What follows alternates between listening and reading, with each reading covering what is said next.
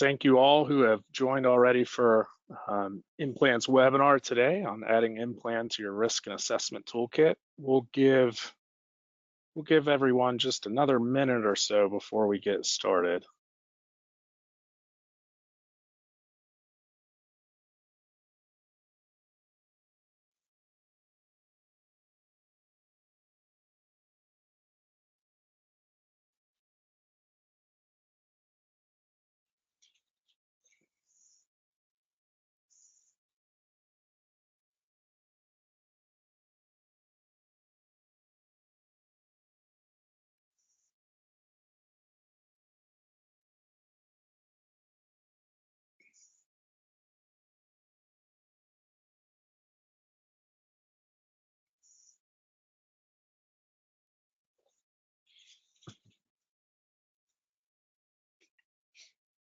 All right. Thank you all for taking the time out of your day. Good afternoon or good morning, wherever you're calling in from. We're excited to have this webinar on adding IMPLAN to your risk assessment toolkit. And we'll get started here. A couple housekeeping items here just to go through. First, my name is Doug Arrington, and I'll be joined as well by Bjorn Markeson. This webinar will be recorded, so if you're looking to reference it, you should be given an email of a recording, and we'll also have that on our support site, which is support.implan.com. And there's also a way to ask questions here. So if you'll see, you can open up your toolbox here in the question box on GoToWebinar and pose a question. And if we can get to it there at the end, we'll try and certainly address the question. But feel free as well to ask any question, even if it's after the webinar concerning this or anything you may have thought of. You can always ask at support@implan.com. And if we don't get the question answered live, we'll certainly follow up with you via email if you post that question to us. So thanks for doing that. So what will we learn today? What are the types of risk IMPLAN's ideal for analyzing? Understand how IMPLAN can deepen your knowledge of systemic risk, and then we'll use IMPLAN to explore those hidden risks of a climate event. So what is IMPLAN? IMPLAN has a couple key qualities that are essentially two heads of the same coin, as I say. When it comes to regional economic data, IMPLAN's a centralized platform for exploring, manipulating, and exporting usable value-added data without the need to reformat, recalculate, or merge data from multiple sources. This data is built by economic modelers, cleaned and harmonized using published methodologies. The IMPLAN's model really made our name. It's where we made our name, and it's a regional economic model that's built for general use. So you don't need to be an economist to build a methodologically sound model. But if you wanted to dig into the details, you have the data to do so. So you can really customize the data in a varying number of ways. The ability to customize and transparency in the methodology is why academics at hundreds of colleges and universities trust IMPLAN and use it in their teaching, research, and outreach. IMPLAN started in the 70s in conjunction out of a project for the US Forest Service, and then moved in the University of Minnesota as the Minnesota IMPLAN Group, and then in the late 90s released its first generally available version of the IMPLAN model. This was a desktop application used by faculty, consultants, and private businesses, as well as government institutions around the country. Fast forward to today, we fully migrated to the cloud, which has allowed us to expand our data offering and services to a little over 2,000 users that rely on IMPLAN to run different types of economic analyses. Using IMPLAN in risk analysis, before we jump in and show you some IMPLAN highlights, I wanted to start defining how we can think about risk using IMPLAN. Since IMPLAN's a regional economic modeling tool, the first thing we have to do is translate a climatic and environmental risk into some sort of economic risk. So this environmental risk essentially equals an increased likelihood or could mean an increased likelihood of hurricanes, drought, wildfires, flooding, etc. Whereas an economic risk is the way the flooding initially affects local economic activity, say throughout a plant shutdown, a population exodus, decreased tourism, minimizing expenditures. So we're kind of first looking at understanding what the environmental risk or natural disaster might be, and then looking to make those assumptions and how it may impact an economy. Modeling first order effects of climate change or environmental disasters requires a knowledge of the probability of different types of events in a given location. Say, for example, how likely a Category 5 hurricane is to hit the Gulf Coast of Texas, or what is the probability of a drought in Iowa? This isn't an economic question, but understanding these risks is the first step. And then understanding the first order of economic risk starts with the effects of the event. So taking that story a little further, if the Category 5 hurricane hits the Gulf Coast of Texas, then what industries are directly affected? Say oil and gas extraction, retail, oil refinery, medical. This would be defined as the shock to the output of these affected industries. Once we understand and more closely define those potential economic risks, then it's possible to model and estimate the hidden kind of risk due to indirect and induced effects, essentially looking at forward linkages. IMPLAN models the magnitude and the reach of these hidden economic risks using an input-output framework. And this allows the user to understand the upstream effects of a particular economic shock or event. IMPLAN estimates two separate types of upstream effects: indirect effect and induced effects. So the indirect are due to disruptions and shocks to the supply chain or the business-to-business expenditures. The induced, of course, are the going to be the employee spend. So before I jump into show some IMPLAN highlights, we wanted to just start with a broad question of current economic events. I need to jump in here, Doug. Yeah. So what I want to do is kind of jump in and kind of start with a case study for this type of case. Doug really did a good job of setting the table as far as thinking about hidden risks and the kind of the induced and indirect effects of a particular event.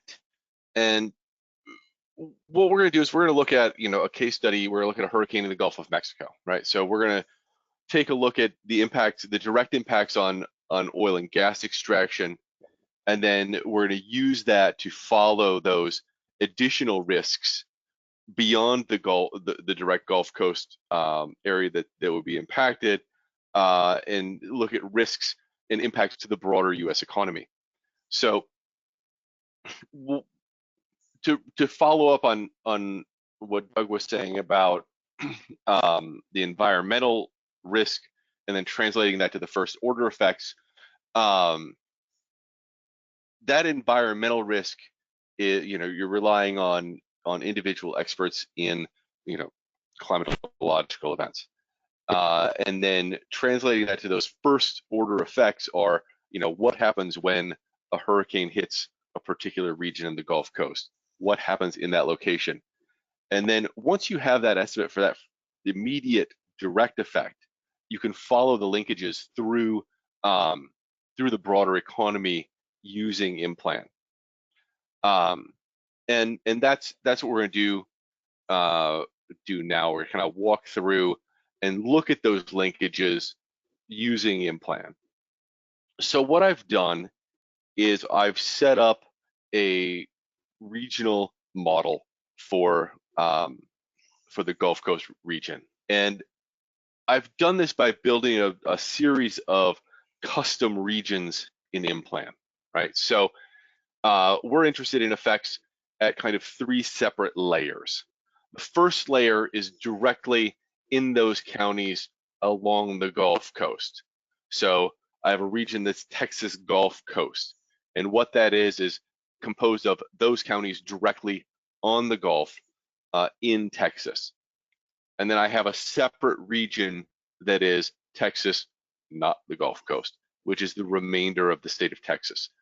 I can build any series of different structures in regions in an area and look at the linkages across regions in whatever geographic combinations I want. Usually the county is the preferred building block for those regions. And in this case, what we're looking at is we're going to look at looking at 5 different direct regions along the Gulf Coast in Texas, Louisiana, Mississippi, Alabama, and Florida. We're looking at the non-Gulf Coast portions of those states. And then finally, we're looking at the rest of the lower 48 states. So the remainder of the US. And rather than design a specific shock, what I've done is I've decided to trace the effects or the linkages from these industries in their entirety. So this will give us some insight into the linkages that the oil and gas extraction sector has with the remainder of the regional economy and the US economy as a whole. So essentially what I've done here is I want to look at the industry contribution of oil and gas in the region along the Gulf Coast. The reason I would be thinking about this is, I can use this to ask the question about what happens if, the entire piece shuts down, right? So major hurricane in the Gulf, oil and gas extraction is shut down. How does that link through the rest of the regional economy?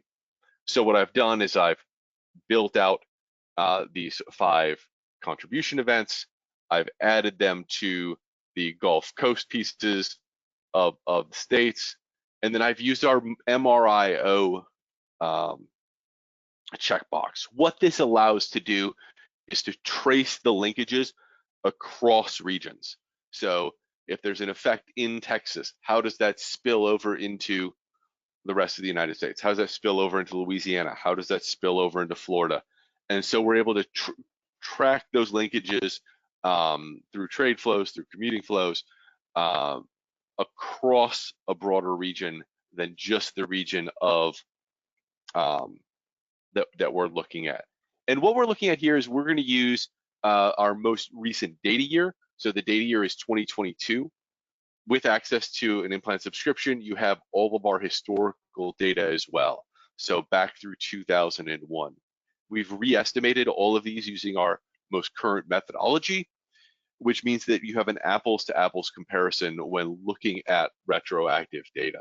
So you could say, I want to look at a hurricane that hits Texas in 2015 and look at that, look at the repercussions of what that event would have been using IMPLAN to model out those effects. So I've run this MRIO. I've already run this, so we don't have to wait for it to solve out. And I can then look at the results piece. And one of the great strengths of IMPLAN is the level of filtering that's available, right? So what we're looking at here in the first broad sweep is looking at the effect of the entire Gulf Coast's oil and gas industry shutting down, right? So when what this direct effect looks like is about 40,000 jobs are associated with this. We're looking at $117 billion worth of output, and that's that first level risk, right? That's the immediate effect of the hurricane shutting down oil and gas extraction in the Gulf Coast. And a lot of times this might be the piece of risk that you have visibility to, right? You know what your exposure is to oil and gas in the Gulf. You know what the probability of the possibility of hurricane activity would be, and you can kind of understand your exposure to that risk. But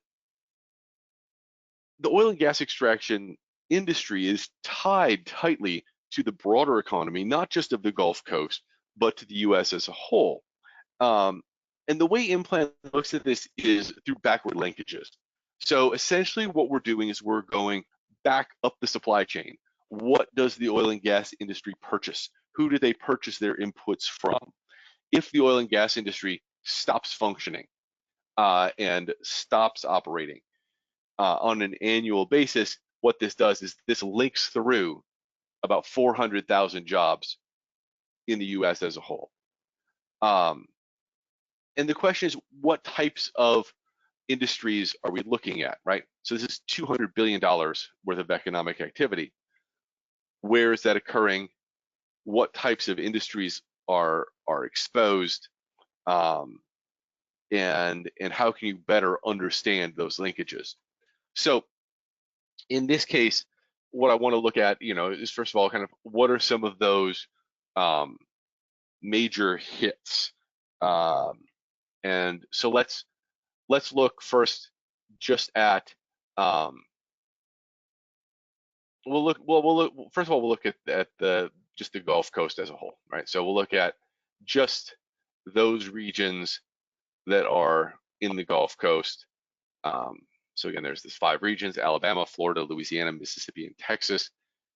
I want to refresh this, and this is going to pull up the same data except just those counties that are on the Gulf of Mexico.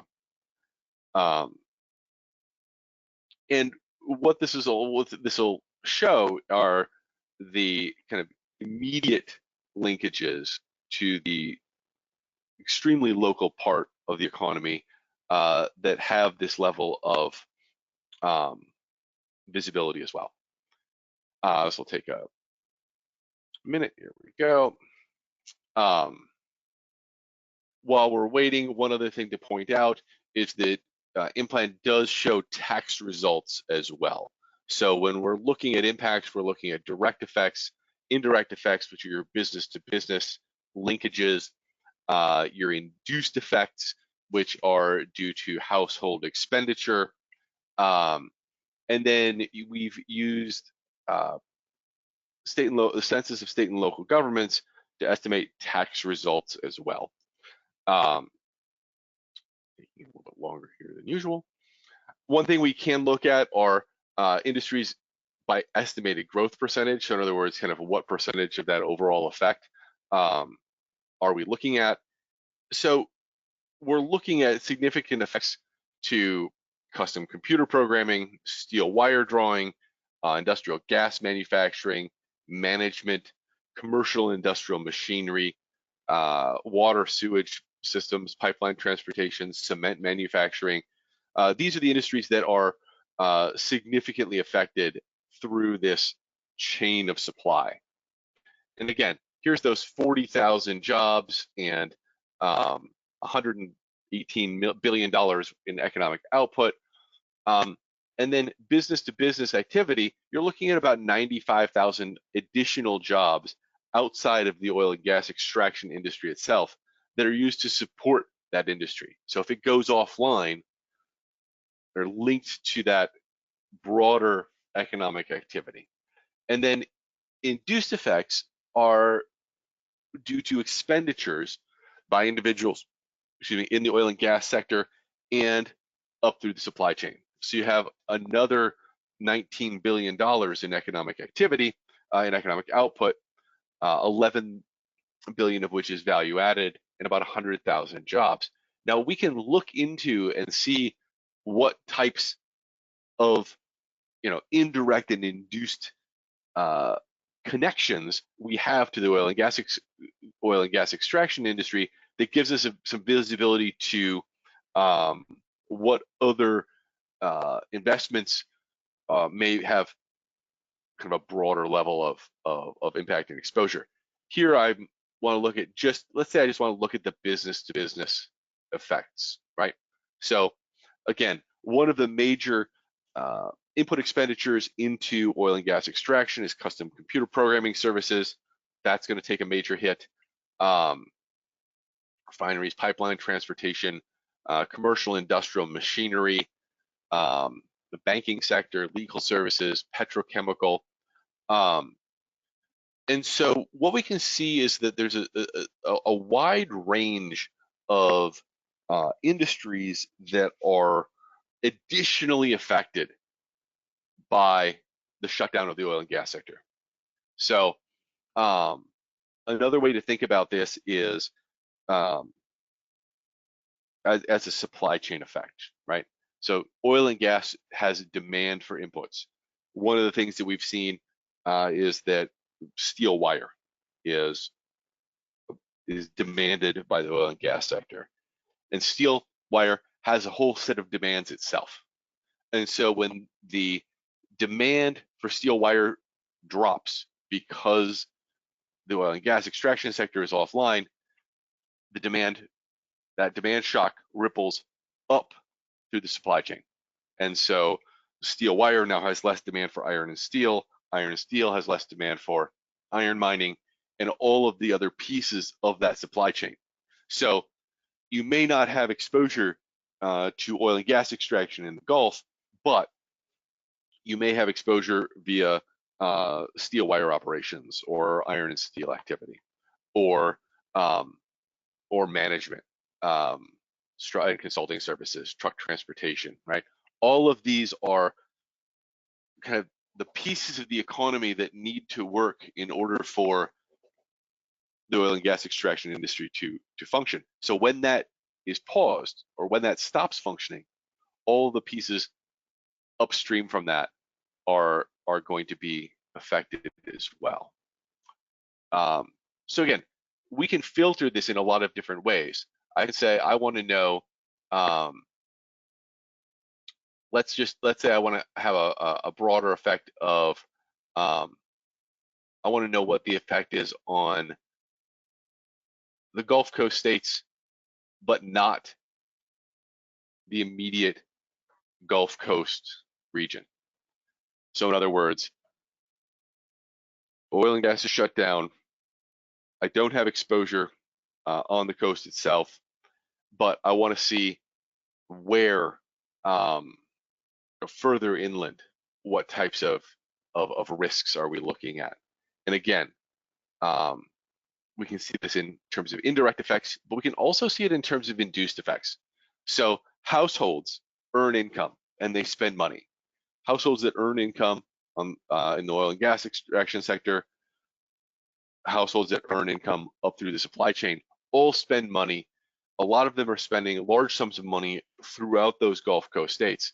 And so where do we see those connections? We see connections to monetary authorities, so banks, restaurants, physicians, retail, service sector. And so again, even if you don't have exposure to that first order risk, IMPLAN gives you the insight to those second and third order risks that are up through that supply chain. So when one particular industry shuts down, what happens further up that supply chain? We can also filter this by location, right? So let's say I want to know, I want to look at an event. I want to look at what happens, Texas oil and gas. I want to only look at that particular event. And I want to see its effect not on Texas, but the rest of the United States, right? So I want to say, what happens to the economy in the rest of the lower 48 when oil and gas is affected in the Gulf Coast?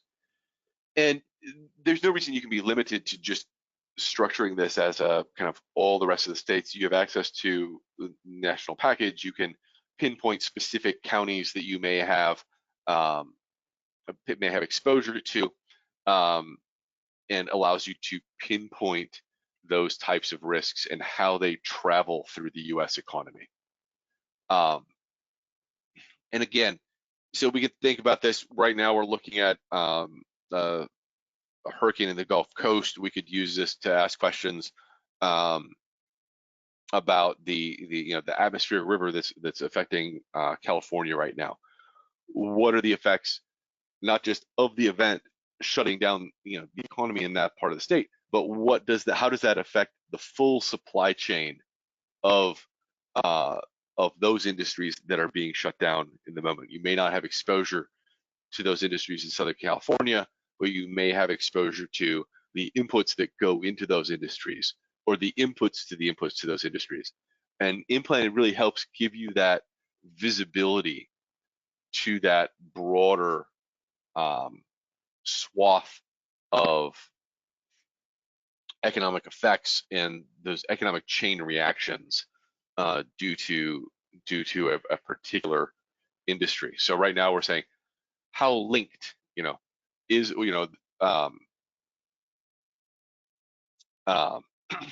how linked is Texas oil and gas to the rest of the country, right?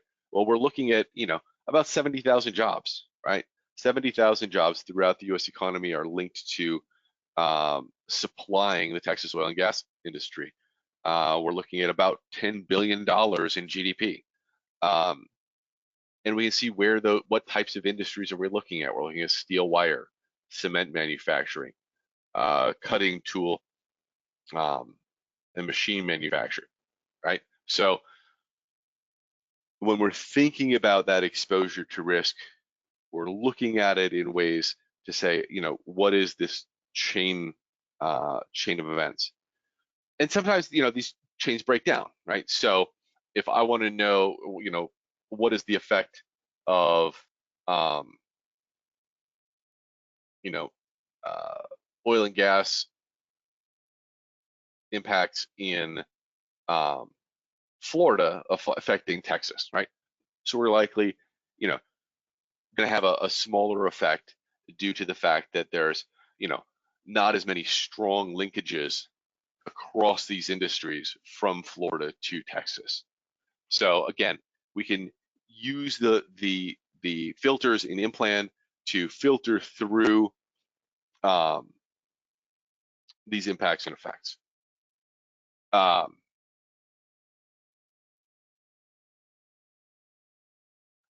One other way to look at this is, again, thinking about this in terms of tax effects. So we're looking at just this particular case. We're looking at this, what types of tax implications are we looking at? This particular example with Florida and Texas, these are going to be relatively small values, but we can actually take the filters off and look at them in their totality. And what we can see is that, the range of tax effects associated with this particular event. So,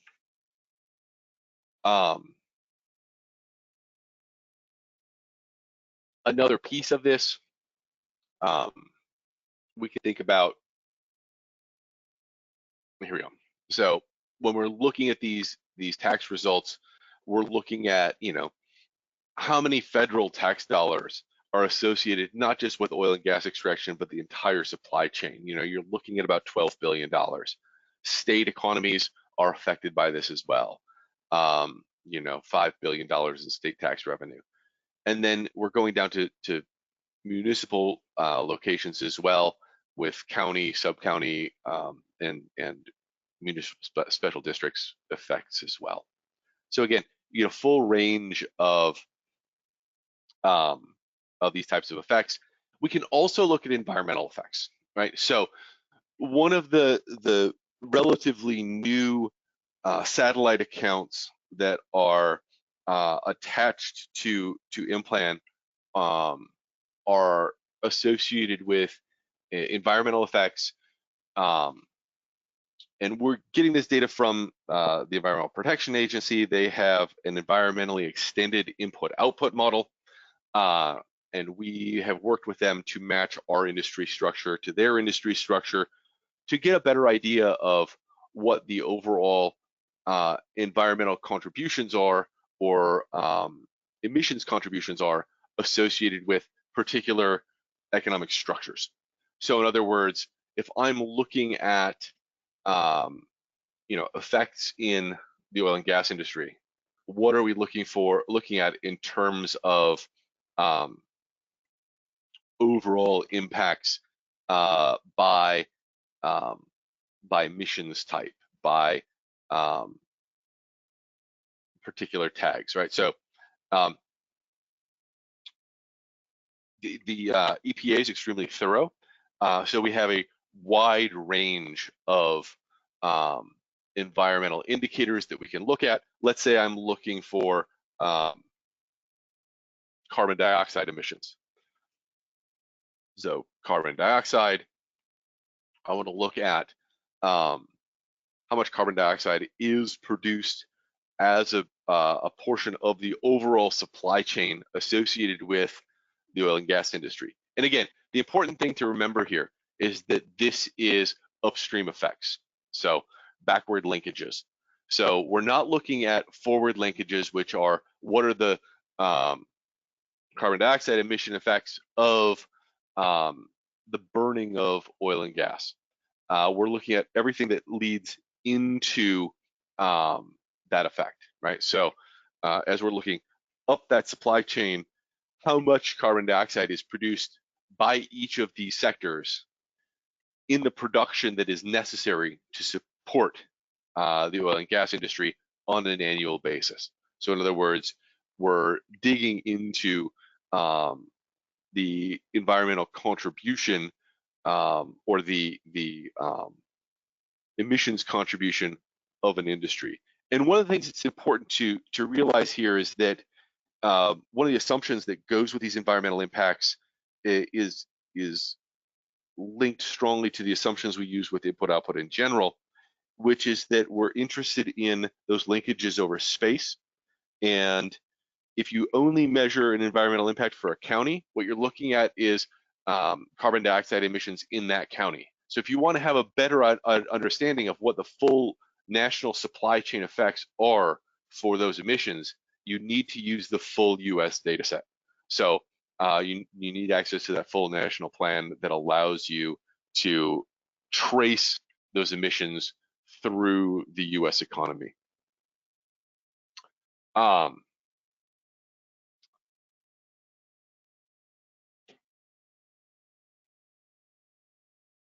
We do also have occupation data that doesn't really apply directly to this this scenario, but it does exist. These types of effects are measured in IMPLAN. Before I pass it to Doug, I do want to point out two additional pieces of information. When we're thinking about the data that helps run IMPLAN, we're thinking about things like a social accounting matrix that includes those input-output tables. These data are available for extraction through the tool as well. So we can extract those social accounting matrices, export those in detail, use those in other types of modeling structures. You can gain the advantages and insights of those regional social accounting matrices that exist in IMPLAN for other types of modeling structures. We also do support GAMS file exports for CGE modeling cases.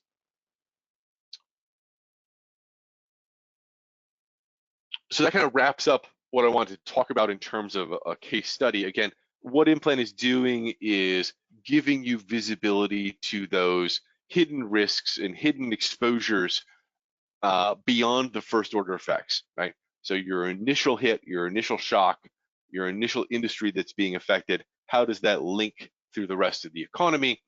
And IMPLAN gives you insight to those linkages up the supply chain for a particular industry. Thanks, Bjorn, for walking us through that. Again, you're welcome to ask questions. I've seen a few come through, so thank you for that. One question was around, do we have documentation on the methodology for the environmental data set? And we absolutely do.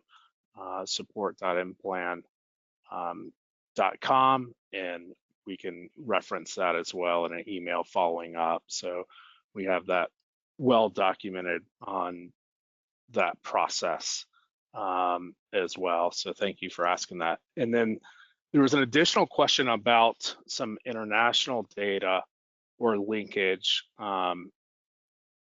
Does IMPLAN offer projection of future climate impact on a certain industry? And how about climate impacts on a foreign country, which would affect the supply chain in the US? And that's a great question. We currently do not have the linkage between foreign countries and the United States. However, we do have 66 countries within the application that you have the ability to run economic impacts on, as well as a pretty extensive data set in Canada at the provincial level. But we don't have the connection between country to back to US, international to US, or environmental data. But that's a great question. Thanks for bringing that up. I just want to add, Doug, if that is something that folks are interested in, you can let us know that is something that you would find valuable for your work and research. Correct. Yeah, we're always looking for new ideas and priorities as you all come across them. As well as, please feel free to follow up with us if you want to request and see a demo specifically for a project or scenario you're considering or come across. You can always go to implan.com/demo or just email sales@implan.com. And we'd welcome the opportunity to walk through a specific demonstration of a scenario or something you're working on and have a conversation around that so you can see the data set and region and walk through that. But thank you all for taking the time and joining us today, and we look forward to hearing from you after the webinar. Thank you.